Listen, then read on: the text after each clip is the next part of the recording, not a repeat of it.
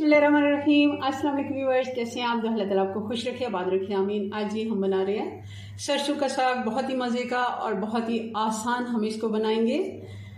आसान कैसे बनाएंगे? हम इसको बनाएंगे प्रेशर कुकर में। बहुत ही झटपट से ये बन जाता है। आधे घंटे में आप साग बना के खा भी सकते हैं। अगर आप किसी टाइम दिल चाह रहे और लंबे चौड़े प्रोसेस में नहीं पड़ना चाहते तो मेरी रेसिपी से ज़रूर आप एक दफ़ा ट्राई कीजिएगा। बहुत ही मज़े का ये बन के तैयार होता है। चलें इसको बनाना शुरू करते हैं। रेसिपी पसंद आए लाइक ज़रूर कीजिएगा जी। तो इसके लिए हमें चाहिए 2 किलो साग और 1 किलो पालक मैंने काट के रखी हुई है। कुछ गंदले मैंने बचा लिए हैं आपको दिखाने के लिए। ये देसी सरसों का साग है। अगर ये हम गंदल वाला साग पकाते हैं तो बहुत ही अच्छा टेस्ट आता है इसका। और इसको अब किसी भी बड़े बर्तन में इसको हमने धोना है 3 से 4 मरतबा कम अज़ कम, और खुला पानी इसको, और फिर इसको छन्नी में से निकाल के एक दफ़ा फिर भी हमने पानी ऊपर से एक दफ़ा बहाना है, क्योंकि काफ़ी मिट्टी वगैरह होती है जिसको धोना ज़रूरी है। चलें इसको अब मैं धो के शिफ्ट करके आपको बताती हूँ। साग को अच्छे से हमने धो के प्रेशर कुकर में शिफ्ट कर दिया। अब इसमें 1.5 गिलास हम पानी का डालेंगे और 1 टेबलस्पून भर के नमक का भी डाल देंगे। चूल्हा ऑन कर देते हैं। जैसे साग गर्म होगा पानी की भाप बनेगी, ये नीचे होता जाएगा।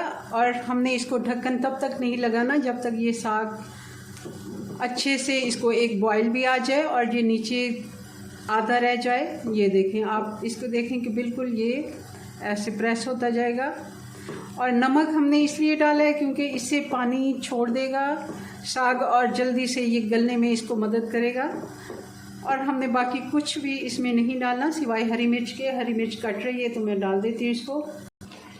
साग ने काफ़ी पानी रिलीज़ कर दिया। आप देख रहे होंगे कुछ हमने डाला है और कुछ साग का अपना पानी है और बहुत ये कम रह गया है, आधे से भी कम हो गया प्रेशर कुकर। अब इसमें डाल देंगे हरी मिर्चें।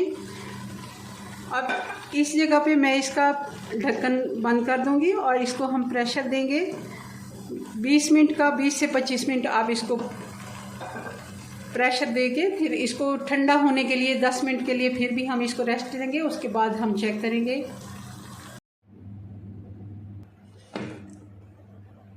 साग को 20 मिनट हो गए थे। इसका मैंने चूल्हा बंद कर दिया था और अच्छे से ठंडा होने दिया, इतना कि ये बिल्कुल ही काफ़ी हद तक ठंडा हो चुका है। अब मैं आपको दिखा देती हूँ। ये देखें ये किस तरह गला हुआ है, बिल्कुल ये नरम हो गया। 20 मिनट में ही साग बन के तैयार हो गया, बहुत ही आसानी से और झटपट से। और पानी मैं आपको दिखा देती हूँ। इसका थोड़ा सा पानी जो बच गया है तो कोई नहीं, हम इसको इसमें ही,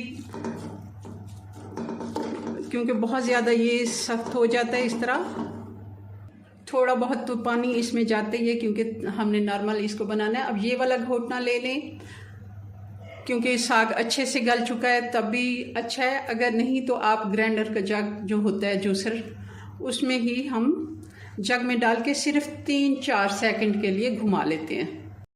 और उससे पहले हमने क्या करना है, 2 चम्मच इसमें गंदम का आटा डाल लेना है। अगर आपके पास मकई का आटा है तो आप वो डाल दें भर के 2 चम्मच, बस इससे ज़्यादा हमने नहीं डालना। और अब इसको मैं एक दफ़ा घुमा लेती हूँ ग्राइंडर में।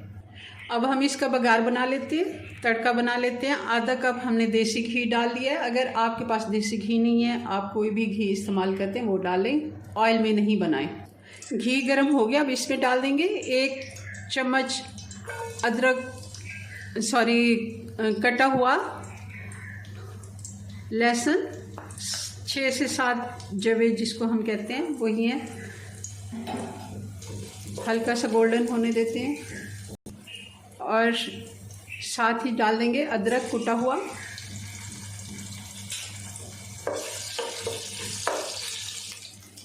एक से 2 मिनट के लिए हमने अदरक लहसुन को सौते कर लिया। बहुत ज़्यादा हमने इसको कलर डार्क नहीं करना, थोड़ा सा जैसे ही कलर गोल्डन इसका हो तभी हम इसमें डाल देंगे ये कुटी हुई लाल मिर्ची हैं 1 टीस्पून, और साथ ही ये कुछ साबुत सूखी मिर्चें हैं और कुछ हरी मिर्चें कटी हुई, ये डाल देंगे। और साथ ही मैंने इसका चूल्हा बंद कर दिया। अब इस जगह पे हम डाल देंगे साग।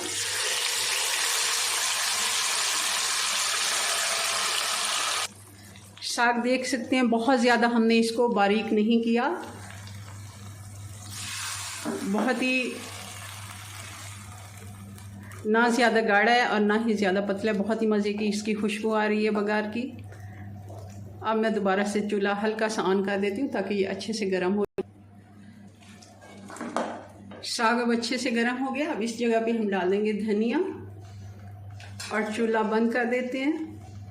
आधे साग को हमने बघार लगाया, आधा हमने वैसे ही फ्रिज में रख देना है, जब हमें ज़रूरत होगी तब हम इसको इस्तेमाल कर लेंगे।